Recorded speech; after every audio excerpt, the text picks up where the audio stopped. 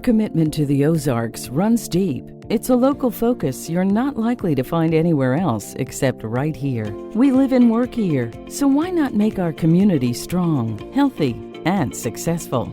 We support the community in so many ways each year, through donations and volunteerism, because as a local bank, we are only as successful as the communities and people we serve. We exist simply to serve our community by consistently offering friendly, convenient banking services and sound financial advice to our customers, and becoming true partners with schools, nonprofits, foundations, and other organizations throughout the Ozarks. After all, that's what community banking is all about. The next time you're at a local charity event, take a good look around. You'll probably recognize some of our employees working side by side with the rest of the volunteers. That's just who we are and what it means to our company and employees to be a part of a great organization and community.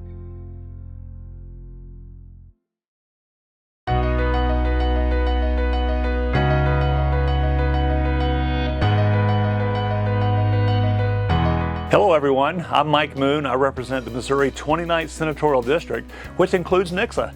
And I'm happy that I'm representing you in the Missouri Senate. This past session was sort of an unusual one. We had likely the fewest bills in a regular session passed, and there might be a number of reasons for that, some good, perhaps some bad. But one of the things that I've attempted to do over the last 12 years is to identify what the Constitution actually authorizes a representative or a senator to do when we pass laws. I think one of the foremost proper functions of government is to protect the God-given rights of the residents of the state. And in doing so, I believe we should follow the oath that we've pledged to support. One of those is in Article 3, Sections 21 and 23. It states simply that a bill should have one subject, and it should be reflected in the title. And the bill, as it's amended through the House or the Senate, should not be amended to the point that changes the original purpose. And I found that we violate more often than not that particular provision. And so over the last 12 years, I've tried to educate legislators and also residents of the district that I serve, and also encourage the legislators to follow the oath that we pledged to support.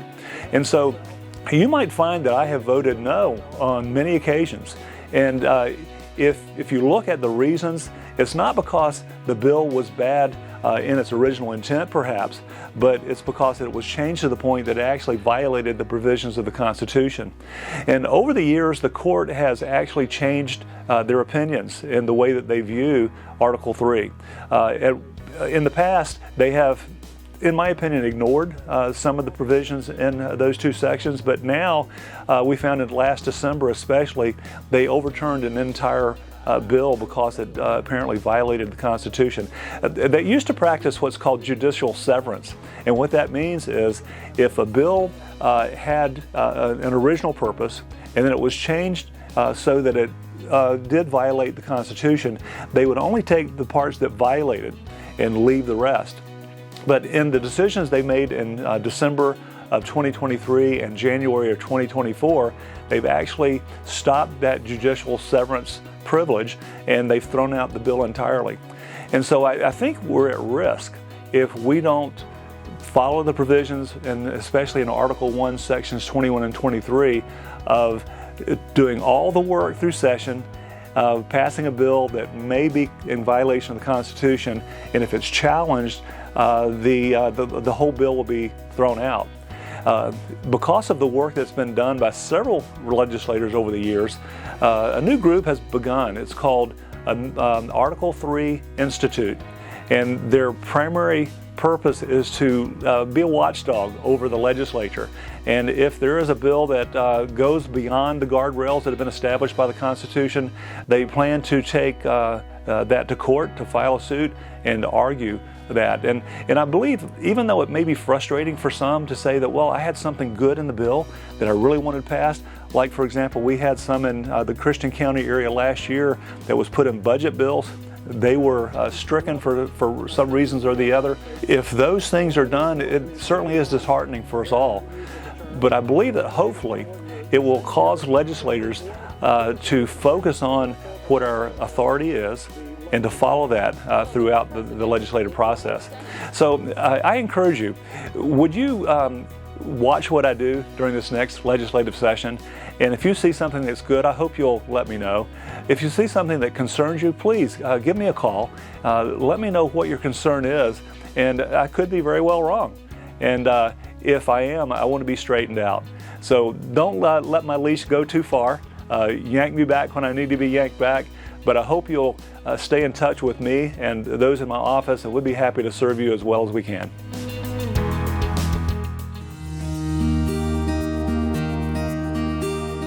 My name is Hosey Ballou, and I've had the privilege for almost 8 years of serving as the Associate Commissioner, Western District of Christian County, Missouri. It's been a great time, and I've been so appreciative of the support of people. We are in a very busy phase in our county. The future county campus is under development. Todd Wiesahan is the person that is behind a lot of that in our county. And the grading phase is underway. If you've been on Highway 14 just west of Ozark, you've certainly seen that. There are 5 shovel-ready lots ready to be sold for economic development. There are other things that will be built. One of the first things will be a building that will house a county medical clinic for our employees. We think that's going to eventually save us some money. There's going to be walking trails and an amphitheater / water detention. I'm excited about that. We are in the process of building 5 bridges: the Red Bridge, the Green Bridge, the Hawkins Bridge, and then Woods Fork Bridge, and a bridge over on Chadwick Road over Cedar Creek.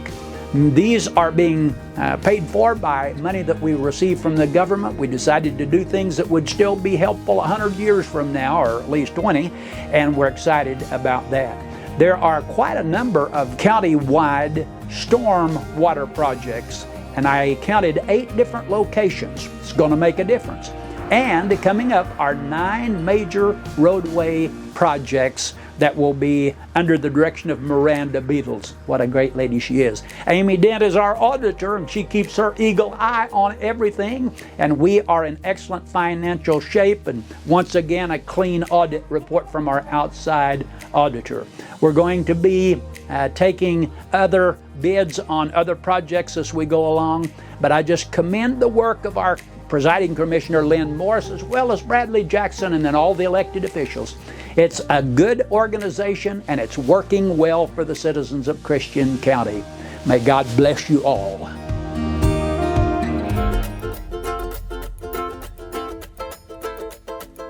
Good evening, everyone. My name is Whitney Geeson, and I'm the President and CEO of the Nixa Area Chamber of Commerce.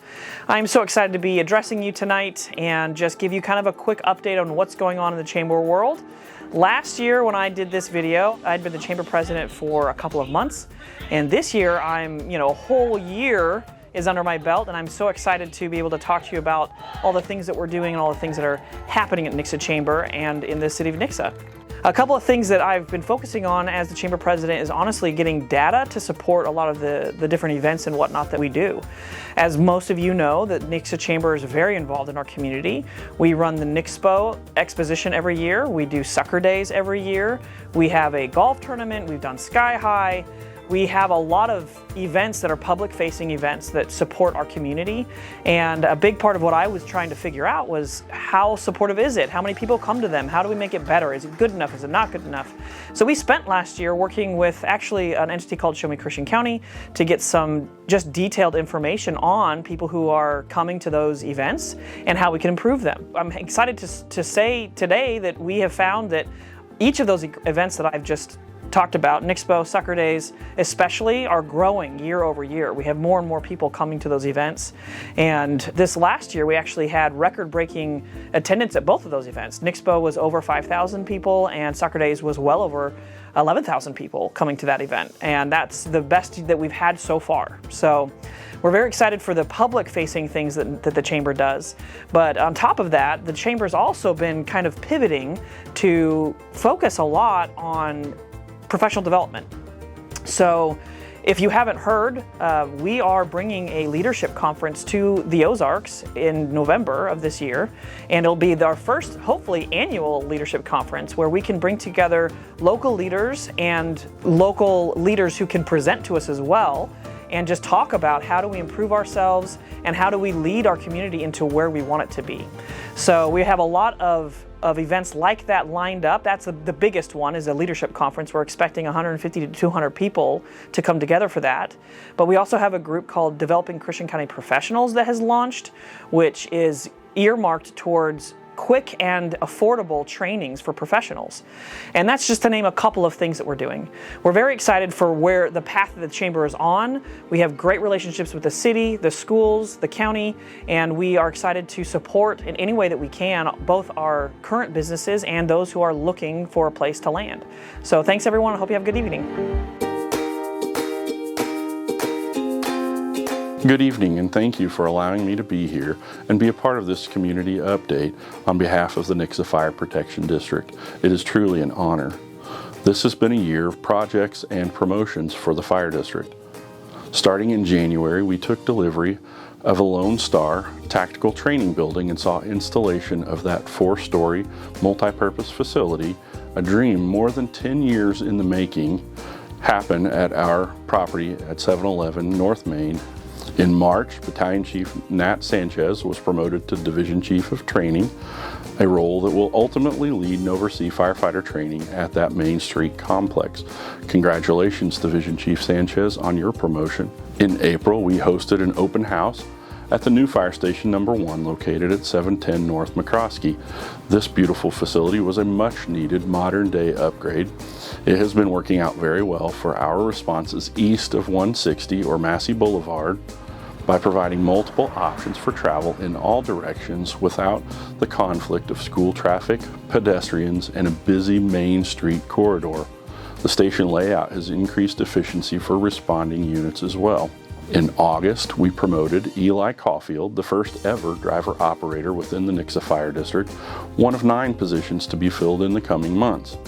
This position will fill a need with additional training requirements and certification to formally recognize the folks who drive and maneuver our large apparatus around the community and operate their pumps and equipment on emergency incidents throughout the region. In September, we also promoted Mike Garner to the role of driver operator with additional testing scheduled and happening soon. Congratulations, Eli and Mike, on your promotions. In late August, through a planned restructure, we also promoted 4 of our lieutenants to captain to allow for future growth and opportunities within the organization. Congratulations, Captains Josh Kennedy, Josh Stillwell, Kevin Grizzle, and Jonathan Wainson. On August 26th, work officially started on the remodel of our Main Street facility, which will become our firefighter training center. A great deal of progress has been made in a short amount of time, and we're excited to see the final product and show it off to the community. The building will have 2 different spaces available for use by firefighters and the community, improved facilities and parking for visitors, as well as brand new exterior facade. This will help us fulfill a goal of providing additional in-house training for our firefighters, as well as those from around the county and throughout the region. Watch for future updates on this facility with completion scheduled in the spring of 2025. On September 6th, we hosted a wet down and push-in ceremony for a brand new fire engine housed at Fire Station Number 2 on South Nicholas Road. This is a traditional ceremony dating back many years to the days of horse-drawn steam engines.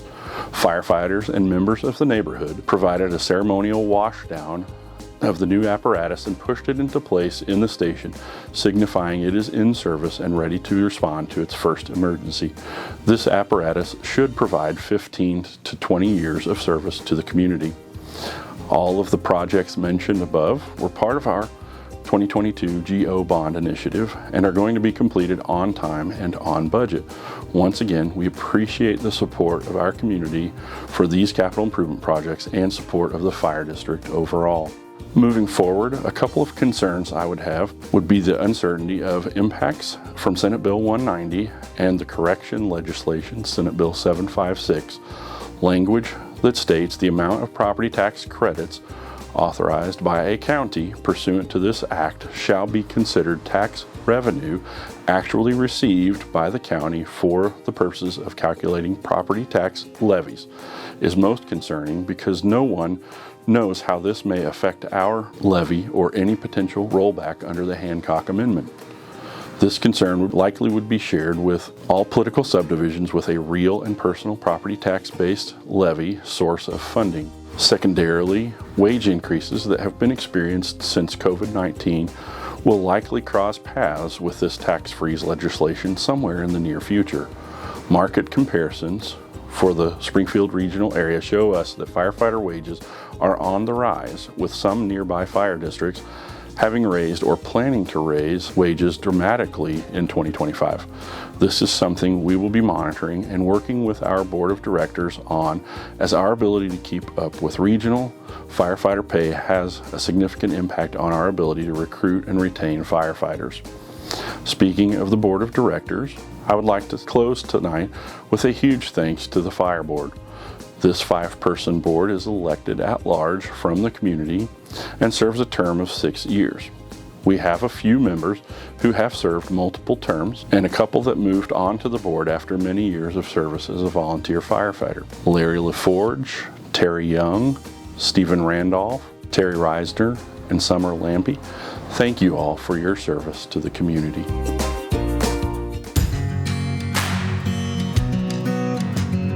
Hello, I'm Christy Thompson, Director of the Christian County Ambulance District, and I would like to thank you for the opportunity to share information and exciting updates our district has to offer for the Nixa community. The Ambulance District was fully established in 1984, and prior to this was run as a volunteer service. The Ambulance District covers 564 total square miles of Christian County, excluding the Clover and Billings area. We also provide service to the Highlandville Fire Protection District in Stone County. We have 5 stations located in Sparta, Spokane, 2 in Ozark, and 1 in Nixa. We are the only performance-based contract for EMS in the state of Missouri, and all of our services are contracted through Cox Health. In 1993, CCAD placed a permanent ambulance station in Nixa. In November of 2023, the newly built station was completed and is now fully operational. With the growth Nixa has seen, this expansion allows us to house 2 full-time units in Nixa during the day, increasing the response capabilities to the Nixa citizens. Year to date, we have responded to 5,341 calls. 2,849 of those calls have been to Nixa. Along with upgrades to facilities and fleet, we are continuously making improvements to our community education programs as well. Our free child seat safety program provides car seats and families in need, along with vital education regarding motor vehicle passenger safety. In 2023, we provided over 50 child safety seats across Christian County free of charge. We are currently working on details to create a mobile unit to this program to better service rural areas. CCAD offers discounted CPR and first aid courses for those that live or work in the district boundaries. With this program, we have successfully placed 22 AEDs in the community, assisting with minimizing mortality rates from cardiac-related issues. A new program we hope to establish for 2025 in partnership with the Nixa Fire Protection District is a fall prevention program. This proactive program will include assessments within the home to pinpoint areas that need correction in order to prevent falls from occurring, ultimately assisting with keeping loved ones at home longer and avoiding life-altering injuries. More updates on this program to come early next year. CCAD is proud to serve as the only EMS service provider for Nixa, and as we continue to see growth throughout the area, we will continue to make improvements in order to serve the community to the highest quality and standards. Thank you for your continued community support of our ambulance district. We invite you to follow our Facebook page and websites for more exciting updates to come. Please feel free to contact me if you have any questions, comments, or concerns. Thank you.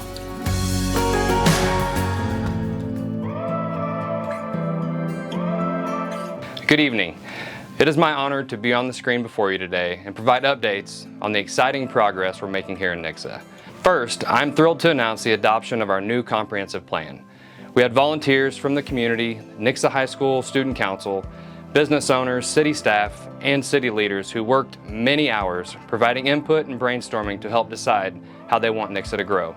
This plan will serve as a critical guide for our community's growth over the next 10 to 20 years. As Nixa continues to evolve, this plan will help us manage that growth in a way that enhances our quality of life while preparing for the future. Infrastructure is the foundation of any successful community, and we've made significant strides in this area. I'm particularly excited to announce that next year construction will begin on our brand new police department, which will be located just north of Highway 14 on Leanne Street. This facility will provide enhanced safety and resources for our community while allowing us to prepare for additional growth by hiring more amazing police officers. Additionally, the remodel of City Hall will create a centralized location for our services, making it easier for all residents to access what they need. We are currently in the design phase and hope to start this project early next year. Sustainability for years to come is also reflected in our commitment to our green spaces. Our new tree farm will help replace damaged trees throughout the city, ensuring the land we are tasked with caring for remains healthy and vibrant for years to come. Our Parks Department has had a banner year with the successful reopening of the remodeled pool and the start of a new splash pad, which is on track to open next year. And speaking of parks, we are lucky to have such a great space to bring our community together. One of the events that successfully did that was our Multicultural Festival. This year was a tremendous success, showcasing the rich diversity of our community. We're proud of how Nixa embraces its culture, and this festival will continue to be a key event in fostering togetherness throughout the city. Our streets, water, and sewer teams have been busy making sure we are prepared for the growth we are seeing. We've started the design of a new water tower, and we're working to widen Main Street from Tracker to Highway CC, which will include 4,000 feet of new sidewalk, making our city safer and more accessible. To help manage these developments, we've created a new project facilitator position. This role has been a huge asset, helping us stay on top of these projects and providing valuable support to the developers investing in Nixa. We've also begun upgrades and expansions to the city sewer system to better serve our residents. We've been adding and repairing around 700 linear feet of sidewalk, with approximately 8,000 feet added in new developments. We've also contracted nearly 40 wheelchair ramps to bring them up to ADA compliance. Roadway improvements are moving forward with 6.5 miles of micropaving already completed and 3.2 miles of asphalt overlay expected to wrap up by the end of October. One of the projects that I am most excited about is the 2,800-foot multi-use path connecting Cheyenne Valley to High Point Elementary. It's currently in the engineering phase and set to be built in 2025. This path will improve walkability and provide a safe route for our children to get to school. Finally, as we prepare for the fiscal year 2025 budget, we're focusing on responsible planning to ensure we can continue to meet our city's needs while making investments that will benefit us long term. I am incredibly proud of the progress that we've made and the work we continue to do. Nixa's future is bright, and I am confident that together we'll continue to grow and thrive. I'd like to thank our city staff, everyone at Nixa Public Schools and their board, the Chamber of Commerce, the Ambulance District, the Fire District, and all of our county and state officials for your continued ongoing support and commitment to making Nixa a great place to live, work, and raise a family. Thank you.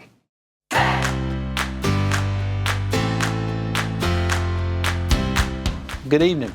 I'd like to just share a few updates for the schools as I wrap up the videos for tonight. Some of the big things that we have going on around the schools this year, if you've been by High Point, you'll notice that we have construction going on with an addition at High Point that will allow us to have room for growth for the future. One of the things that's really exciting about the High Point project is we're adding a FEMA style upgrade to the classrooms that have been added so we can have Summit and High Point in the event of a tornado. This children in a safe environment, FEMA quality type of environment. At the high school, we have our Apex multi-purpose facility that's being constructed, and if you go by you can tell it's going to be a large building. It is going to incorporate a community room that will allow us to have events during the day that will hold over 100 people, and then on top of that we're adding on dressing rooms and locker rooms, especially for baseball and softball, as we plan for a baseball and softball field in the future. And then one of the groups that will benefit from this new facility tremendously is our band, because now our band will be able to practice indoors and other bands are not, and get used to practicing the way the music sounds indoors. Other projects that we have going on throughout the district, we're in our second year of having our Portrait of an Eagle, and our Portrait of an Eagle has been a phenomenal addition to our cadre of programming that we have, like their CSIP. It helps us to capture the vision of the community for our schools and to see what a graduate will look like when they graduate, but also how do we support that vision throughout our elementaries and secondary schools. And this year we'll be setting the stages in the spring for working on revising our CSIP, and we'll have typically about 150 people involved in the total process, so we're excited again to have our community working with CSIP. And then last year we started a new program. Many of you have participated in this, but we have One Nixa and Nixa Reads. One Nixa is a series of programs that we have that are being taught by community members and educators that have just a showcase of events. One of my favorite this year was we had a class on how to make bacon, and that's just a wonderful class that a lot of people participated in. We've had classes on how to make chocolates, the rules of the road for teen drivers, and just a variety of topics. So if you have a special interest or desire, look online. We have a One Nixa website. We'd love for you to submit a proposal to teach one of our classes. And then with One Nixa Reads, we have our second year now. We've had a partnership between our local library, our city, and the schools where we all get together and choose a book that's a wholesome book that our community can enjoy. Typically we have a movie in the park and a big kickoff. It's been a great community building event. And that's just a few of the updates. We always have lots of activities going on in between the ATOS and our children's shows and student shows versus community shows, ball games and activities. So if you're bored and want to do something, look at our calendar. We always have something going on in the schools. But thanks for allowing for me just to share a few updates with you tonight.